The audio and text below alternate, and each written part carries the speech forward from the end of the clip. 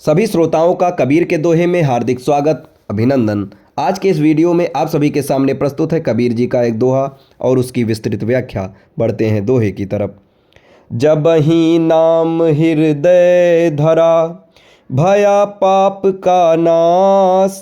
मानो चिन्हगी आग की, मानो चिन्हगी आग की, परी पुरानी घास।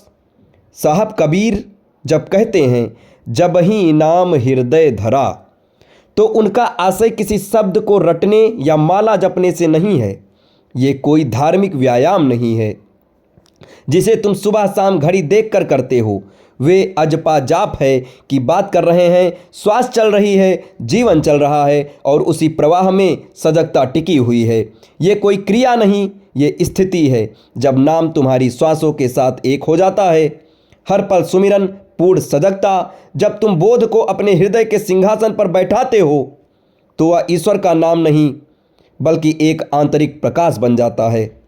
अक्सर लोग नाम को जीभ पर रखते हैं, साहब कबीर उसे हृदय में उतारने की बात करते हैं। जीभ पर रखा नाम सिर्फ एक शब्द है, एक उच्चारण है, लेकिन हृदय में उतरा नाम एक बोध है।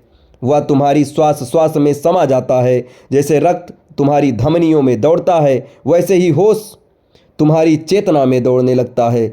तुम जिसे पाप कहते हो, साहब कबीर उसे बेहोशी कहते हैं।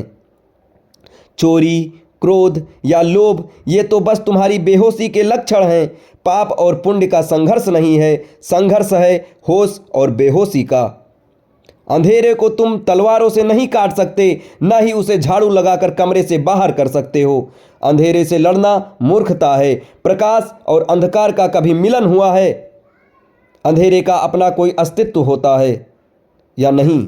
नहीं होता। वह केवल प्रकाश की अनुपस्थिति है। परम नाम आते ही पाप विदा हो जाता है। तुम बस एक दिया जलाते हो और अंधेरा विदा हो जाता है। नाम का अर्थ है परम सजगता का दिया।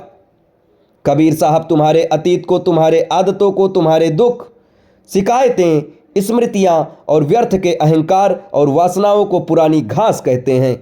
तुम क्या करते हो? तुम एक एक तिनका चुनकर बाहर फेंकने की कोशिश करते हो। तुम क्रोध छोड़ते हो तो लोभ पकड़ लेता है। तुम लोभ छोड़ते हो तो त्याग का अहंकार पकड़ लेता है। तिनका तिनका चुनकर तुम कभी इस जंगल को साफ नहीं कर पाओगे। ये दमन का मार्ग रूपांतरण का नहीं, दमन के मार्ग से तुम घास के ढेर को काट रहे हो, लेकिन जड़ें नीचे सलामत हैं। वर्षा होगी, अनुकूल परिस्थिति मिलेगी और घास फिर से हरी हो जाएगी। साहब कबीर कहते हैं मानो चिन्हगी आग की। चिन्हगी को घास के ढेर से लड़ना नहीं पड़ता। उसे ये नहीं सोचना पड़ता कि घास पुरानी है या नई, बड़ी है या छोटी। एक छोटी चिंगारी पूरे जंगल को राख करने की क्षमता रखती है। बस एक छोटी चिंगारी का स्पर्श हुआ और रूपांतरण शुरू हुआ। साधन क्या है? उस चिंगारी को पैदा करना।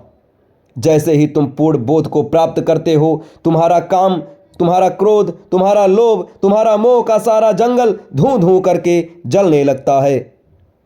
तुम्हें कुछ छोड़ना नहीं पड़ता। अशुद्ध अपने आप जलकर राख हो जाता है और जो शेष बचता है वही शुद्ध कुंदन है, वही तुम हो, वही परमात्मा है। ये दोहा आपको कैसा लगा? इसकी विस्तृत व्याख्या आपको कैसी लगी? कमेंट बॉक्स में ज़रूर बताएं और हमारे चैनल के साथ जुड़े रहें। धन्यवाद।